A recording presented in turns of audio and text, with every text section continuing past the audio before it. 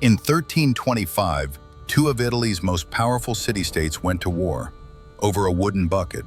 Seriously, this is the wild story of how a single stolen bucket led to a legendary battle, thousands of deaths, and became a bizarre symbol of victory that's still on display almost 700 years later. But this story is about more than just a bucket. It's about pride, politics, and how sometimes the tiniest things can spark the biggest fireworks. Now, before we get to the bucket, you need to picture the world it came from. Forget the Italy you know today. Back in the 1300s, there was no Italy. Instead, you had this chaotic patchwork of powerful, independent city-states, each with its own army, government, and deep-seated rivalries. For centuries, this whole landscape was torn apart by a massive political civil war between two factions, the Guelphs and the Ghibellines. Think of it like a giant, brutal political team sport, but with swords.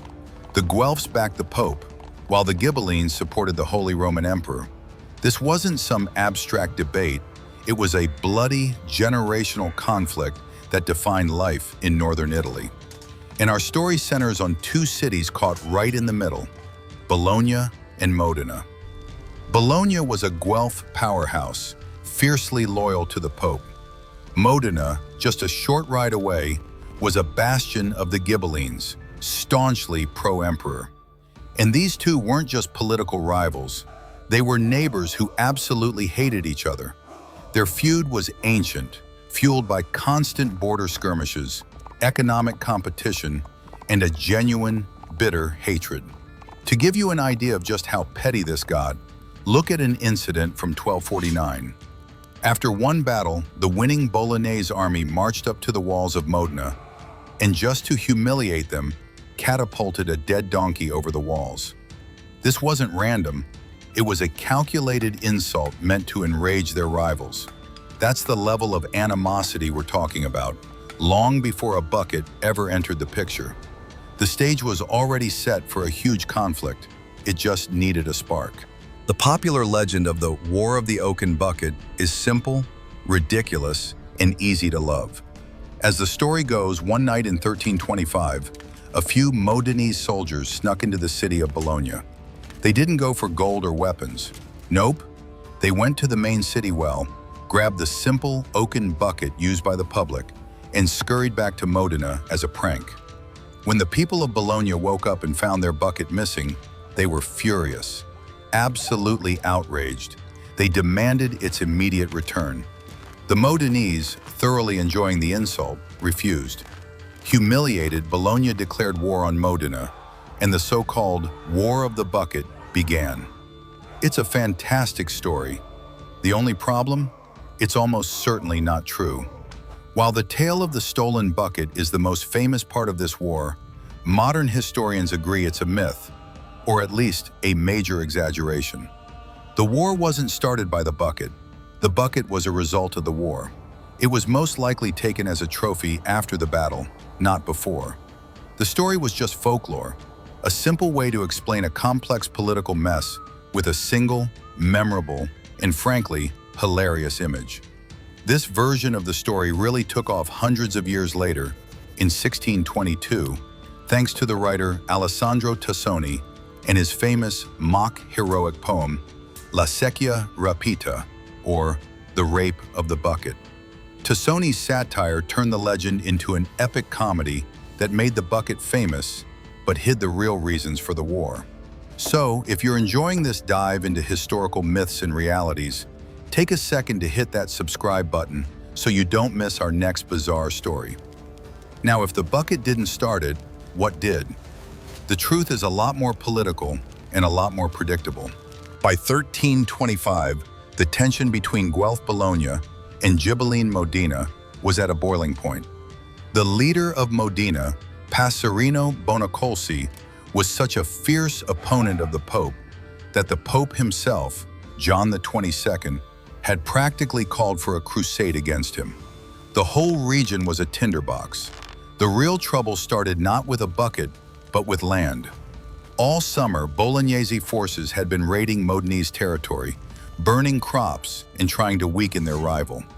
Of course, Modena and its allies hit back with raids of their own. The point of no return came in late September. Bologna controlled a crucial fortress called Monteveglio, right on the border between the two cities. But the man in charge of the fortress was secretly a Ghibelline supporter. In a shocking betrayal, he switched sides and handed the fortress over to Modena without a fight.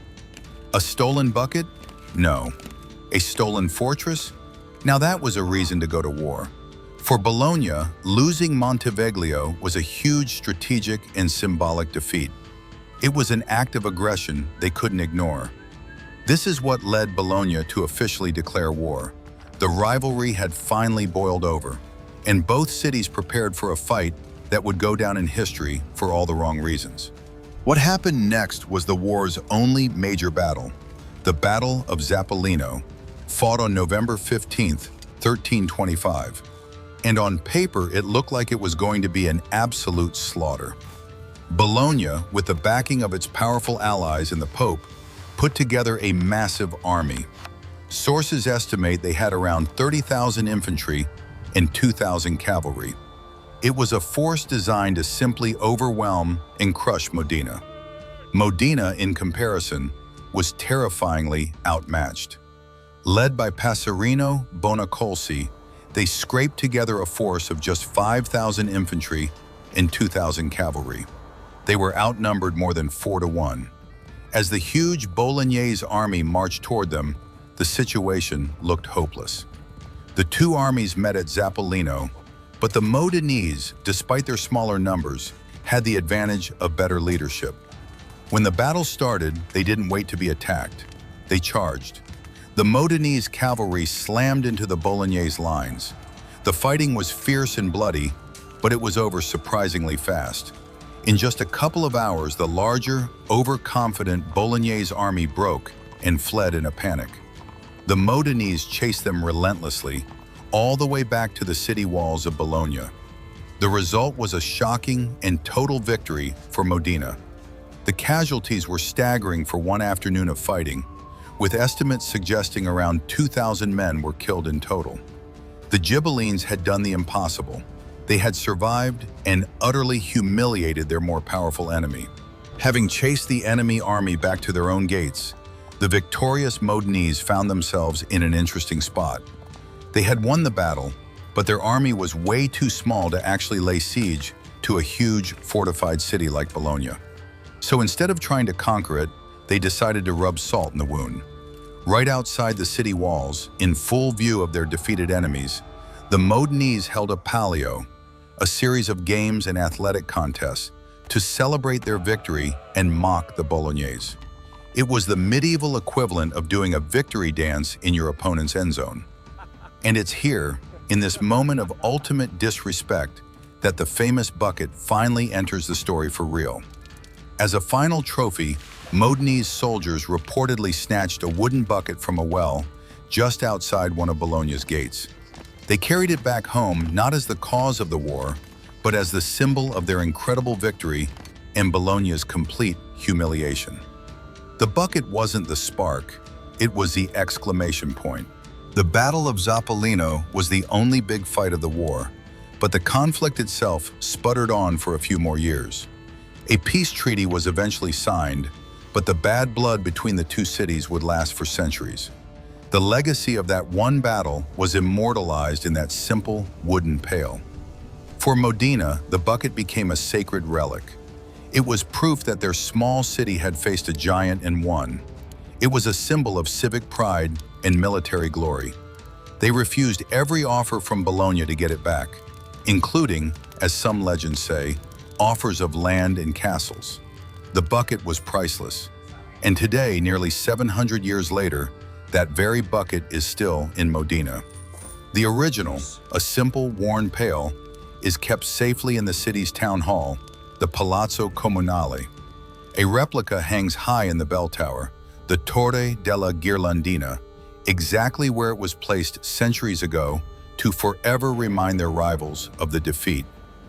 The War of the Oaken Bucket is a perfect lesson from history. It shows how trivial objects can become powerful symbols.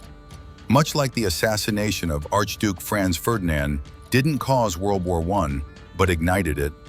The bucket didn't cause this war. It just became its weird and unforgettable emblem. Ultimately, the story of the War of the Oaken Bucket reveals something true about human nature. It shows that beneath all the politics and religion, the real motivation is often just simple, powerful pride. It's the story of how two great cities, locked in a bitter feud, turned a boring household object into a legendary artifact of war. And it proves that sometimes history is far stranger and a lot more entertaining than any fiction you can imagine. That humble bucket in Modena isn't just a piece of wood. It's a monument to one of the most insane fights in history. If you enjoy bizarre stories from history like this one, make sure to hit that like button and subscribe for more dives into the strangest moments from our past. Let us know in the comments, what other weird historical conflicts should we cover next?